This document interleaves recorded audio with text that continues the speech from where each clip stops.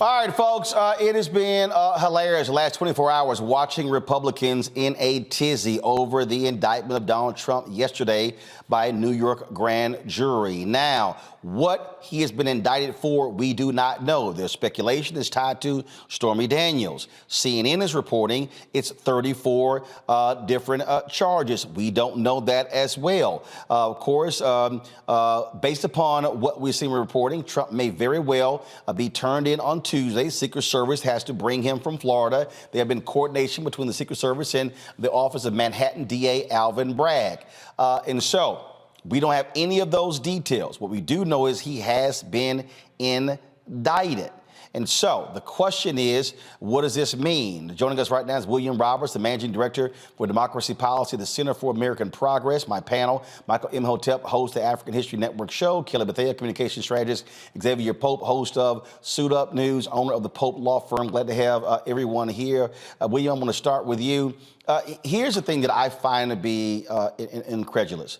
All of these people are look, conservatives, even some Democrats. Oh my God, the country is, what does this mean for America? The first, former president, ever indicted. Shall we say what has happened in other countries? We can literally run off a litany of former presidents and prime ministers in other countries around the world who have been indicted, who have been charged, who have been convicted, who have gone to prison. So this notion that, oh my goodness, the nation is just shocked and stunned. I'm sorry. I talked to a lot of people today. They were carrying on with their lives. It's not that big of a deal. Exactly. To your point, I mean, this is, if anything, this underscores that there's life left in the justice system, right? That the notion that no one is above the law in America or should be does extend to, former presidents who we know have a litany of wrongdoing in their past. And so you were right that the system is not going to break down. And that has been a lot of the messaging, particularly on the right, and was forecasted right before these indictments and some other investigations that Trump is facing that, if we bring him up on charges, that's going to signal some kind of death knell for American democracy or show that these are political prosecutions. Nothing could be farther from the truth. And same thing. Van Jones made a comment on CNN. Oh, he felt that Fannie Willis in Georgia should indict first. You've got Bill Maher. Oh, my goodness, this is going to strengthen him. This is going to make his people upset and angry, and they're going to be all hot and bothered. Then the Washington Post today had a editorial that, I just thought, to me, was just stupid because, they asserted that, this is not necessarily, the right case. It's not a strong case. I'm sorry. Can you show me where in the justice system we now have rankings on what's, strong, medium, light? And therefore, that determines. And essentially what they're saying is, because he's a former president, it has to be this unbelievably, strong, airtight case. Wasn't Al Capone convicted for tax evasion and not murder? Right. Haven't other individuals who've been involved in heinous crimes, they've actually gone to jail on lesser charges? Right. Yeah, I think you're right that first everybody's got to take a deep breath, right? These are, you mentioned the Fannie Willis investigation down in Fulton County. That's an independent, prosecutorial investigation into other charges, right? Stemming and other allegations and activities stemming from Trump's efforts to overturn the election, right? And the famous Brad Raffensperger, find me 11,780 votes call.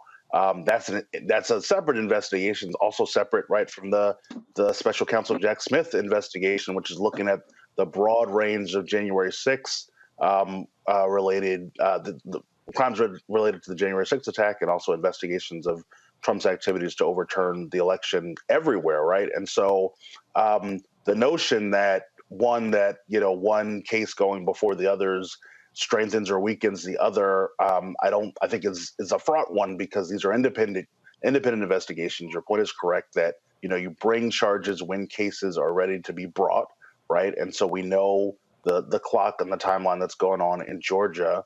But it is, again, it's a simple notion, but like the fact that no one is above the law has to mean something. And for so long, I think we've been used to Donald Trump getting away with, the saying the quiet part out loud and doing misdeeds in front of our face without seeing him, get accountability. And so I think that the justice system is moving the way it's supposed to be moving. Folks have got to take a deep breath, see what happens, as you said, with these up to 34 counts that are going to be unveiled on Tuesday. And this case is going to take its course in New York, just like the other ones are. Like, here's the headline of the Washington Post. Go to my iPad. The Trump indictment is a poor test case for prosecuting a former president. I'm test case? What the hell? And then they go on to say in here, first of all, again, the Washington Post is assuming they know why he's been indicted. And I kept saying this here. All these people who were going off, this was a misdemeanor, now being raised to a felony. No one knows why he's been indicted. It could be tied to the case that Letitia James brought against him, corruption, tax evasion. We have no idea. But again, going through this here. They go, falsifying records in this way is usually a misdemeanor in New York, but it was done to cover up another crime. It could turn into a felony. The idea here is that the hush money payment constituted an improper political donation because it benefited Mr. Trump so close to the election. And then they go on and on and on. And then they talk about the strategy is novel. Well, let's keep in mind, John Edwards, United States Senator, went to trial for hush money. This ain't new. Okay, it's not new. And then you go on here and they're complaining about breaches of campaign finance law, undermines democracy and deserves to be taken seriously. Yet the potential, this is what I need you to, yet the potential downsides of indicting Mr. Trump ought to be taken seriously too. What the hell is the downside? He either